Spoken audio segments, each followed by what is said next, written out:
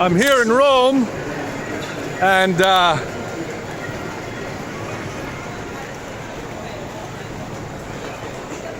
spilled shampoo all over my damn backpack, and now my shirt is all wet. It looks like I have yogurt all over myself. Off to find my accommodation. It is hot here in Rome, but it's hot here in Italy anyways. So I'm gonna find my accommodation. They're not gonna have the room ready yet, so I'm just gonna drop off my shampoo covered backpack that looks like it has yogurt all over it. I'll probably change my shirt,